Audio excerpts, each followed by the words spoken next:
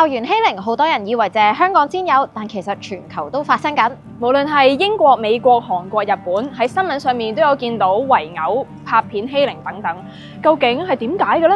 係社會變咗啊，定係學生變咗呢？阿閃，你有冇試過俾人欺凌？而家我俾啲風欺凌緊。嗱，嚟啦！你講完即刻係，哇，你嚴重啲喎！拜拜。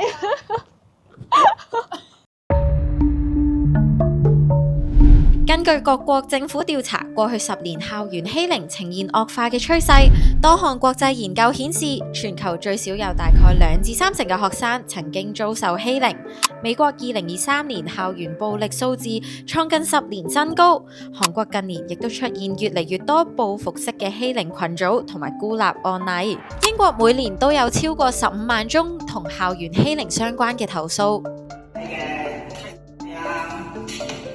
香港校園欺凌問題都嚴重㗎，由名校到屋邨學校都有發生過。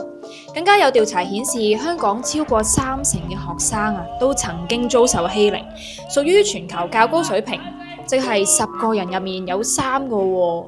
有34%曾經遭受到欺凌，有16%就因此而想自殺。所以今集我哋嘗試拆解箇中原因，揾埋學生傾偈。即係俾人評價外貌、評價身材呢啲嘢，真係日常，真係每日都發生緊。就開始笑佢喺度鬧佢。有人話個成因係因為 Gen Z 呢一代更加自我，但係更加脆弱，有冇根據呢？唔會做啲咩反擊。到底係學生變得更加暴力，定係環境推動咗欺凌變成常態？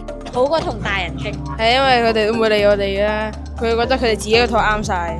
抑或真正嘅元兇從來都唔係學生？今集我哋一齊了解下校園欺凌。其實應該唔見膝頭㗎。吓，咁喺英國讀書係咁噶喎，英國讀書嗰啲女仔全部改到有幾短得幾短。做乜嘢啊？蝦我係 local 啊！嗱，老實講，我之前喺英國讀書嗰陣咧，都會有啲同學仔俾人欺凌嘅。佢哋就係俾啲人話佢係 teacher's pet，就因為佢上堂嘅時候可能比較踴躍啲答問題啦，又或者係好聽老師話嘅同學仔。咁佢哋咧就會俾其他同學仔抌咗佢哋啲功課入垃圾桶，又或者直情將佢哋個書包喺個窗度拋出去咯。你有冇蝦啲好學生啊？係啊。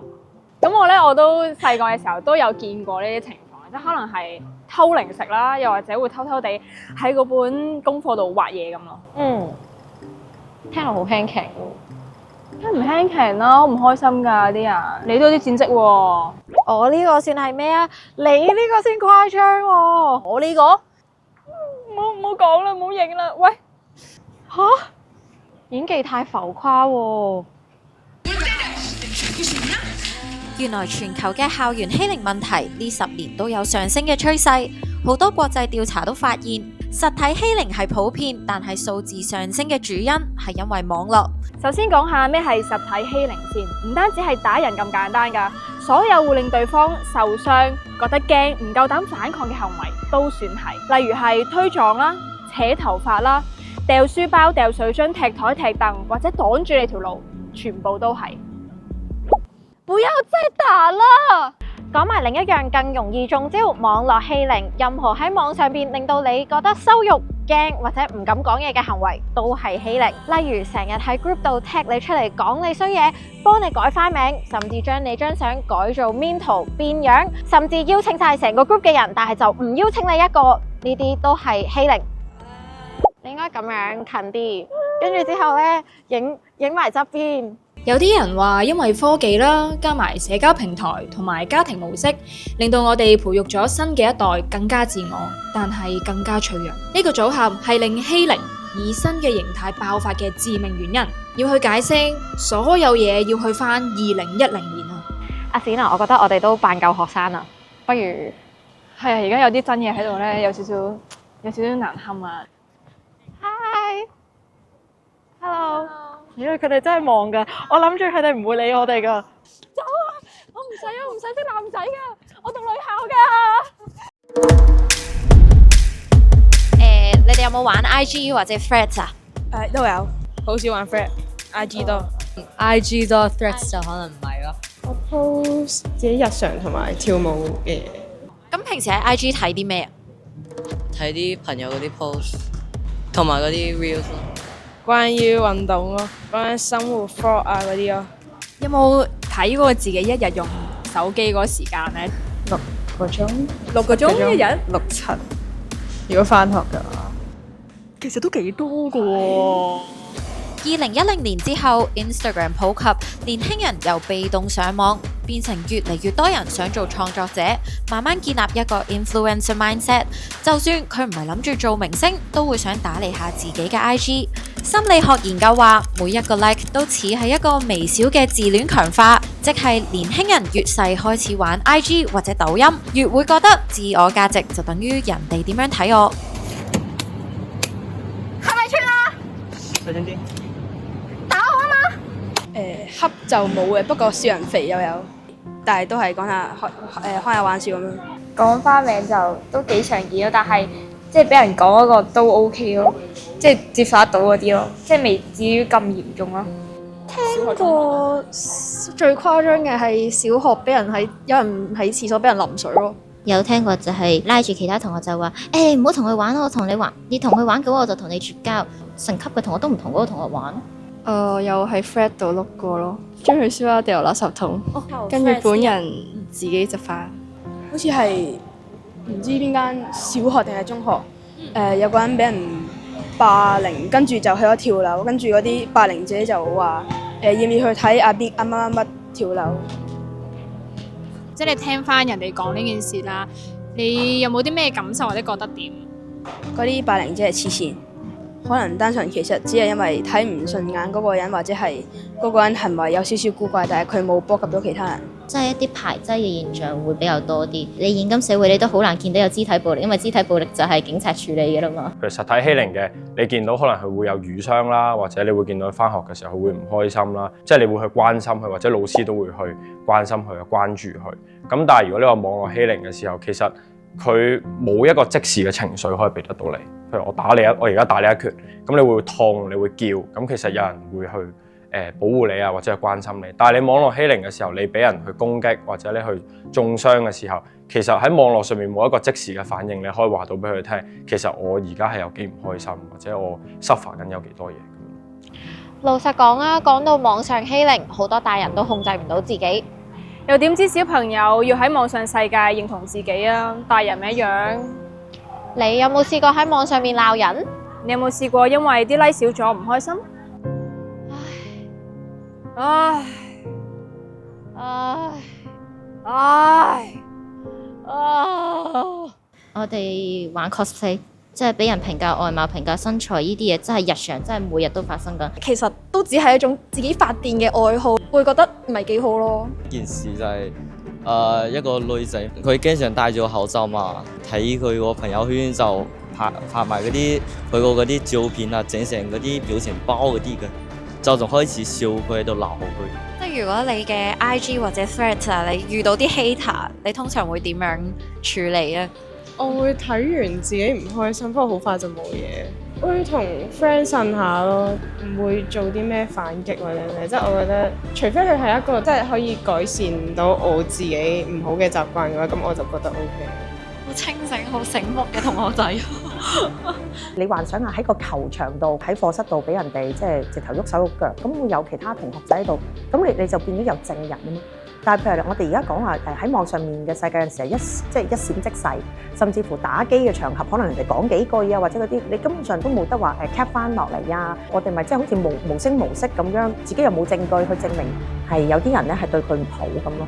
新一代欺凌者等於自我中心加情緒脆弱加都擁有手機。70%嘅欺凌者咧都係心靈脆弱、情緒受傷嘅小朋友，即係任何人都可以欺凌人，任何人都可以俾人欺凌。其實諗深一層啊，大人嘅世界咪一樣。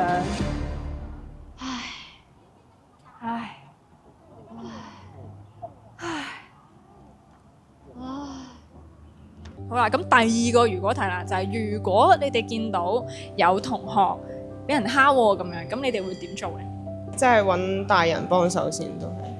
可能嚴重嘅話會同老師講咯。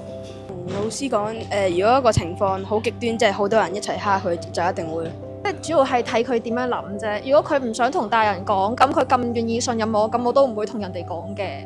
即係通常遇到呢啲情況，同朋友傾就會你覺得最舒服啦，好過同大人傾。係因為佢哋都唔會理我哋嘅，佢覺得佢哋自己嗰套啱晒。朋友我信得過，大人呢？大人有啲信得過啩。50%信大人，50%信朋友。因為所有人而家講緊咧網絡欺凌同埋校園欺凌咧，大部分都係講緊老師同校長。其實對細路仔嚟講咧，老師聽唔聽咧重要，但係原來家長肯支持佢同家長接納佢有呢個感受，其實先係最緊要。父母又好或者老師都好，你哋一個微細嘅動作，甚至乎你哋嘅一個反應咧，從細路仔嗰個角度去睇呢個世界，嗰個一句説話一個動作其實係好大件事。分享個例子，個細路仔咧佢返學嗰個書包，即係類似裏邊有啲嘅物件咧，就俾啲同學仔拎出嚟就整爛咗咁。有啲父母可能覺得唔好啦，唔好多事啦，係嘛？我買過俾你。其實你只要呢一個咁微細嘅反應咧，嗰背後其實父母就係想去我哋 comfort 佢，即係話好啦，冇事啦，冇事啦。但係其實對個細路仔可能佢有第二個演繹就係爸爸媽媽唔重視我呢個感受，我哋重視佢係受到傷害呢個感受係最緊要咯。係我哋先要去理解佢嘅感受。嗰理解唔係話我而家係要放大佢，大家覺得嗰件好細嘅事而係一件好大事，而係我好明白你受傷害呢個感覺。對細路仔嚟講，最重要就係父母你肯同我同行，即係我而家受咗傷害，可能佢唔係想父母要做啲咩動作，就係你係接受我原來有呢個感覺，咁呢個先至係最重要最真實嘅事情。3分啦，好唔好啊？嗱，睇下先。OK， 1、2，恭喜哇！冇事，再嚟。好渣，點解咁渣嘅喂啊？到你 ，I M 到你。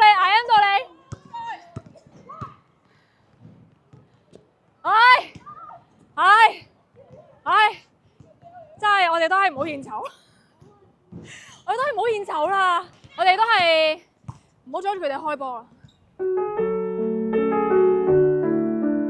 我覺得依家嘅欺凌問題咧，可能比以前嚴重咗。啲學生係長期受到呢一個好大嘅壓力啊！即係你冇一個唞嘅空間啊！即係以前啊，可能淨係喺學校俾人欺凌，你翻到屋企都可以唞。但係依家就係我翻到屋企，我都仲有 IG、WhatsApp 各種嘅唔同平台去俾人攻擊。如果係俾人打嘅話咧，嗰啲咧都可能會同老師講嘅，因為都係好 serious 嘅。咁嗌交上邊嘅話，聽佢哋講咯，會聽佢哋講啲咁嘅嘢。但係我哋覺得，如果我哋插隻手埋去嘅話，其實我哋係幫唔到。咁可能可以喺語言上面咁樣去 comfort 佢啊，同佢講唔緊要啊，可以陪伴佢啊，但係又唔會可以我哋做到啲乜嘢咯。嗌嗰啲蝦佢哋同學唔好再搞佢，唔好煩佢。可能幫佢執翻啲嘢咯，即係幫手咯，唔使等佢自己一個。同佢玩多啲咯，打籃球、做運動嗰啲。但我會諗辦法同佢多啲玩，多啲去同佢行下街，去安撫一下咯，即係陪伴。係啊。我聽完佢哋講之後，我就覺得我唔想成為佢哋討厭嘅大人。即係如果我可以做到佢哋心事嘅一個樹窿，咁我就盡量聽多啲啦。我唔好去 bully 人，唔好去 bully 人啦，就係咁咯。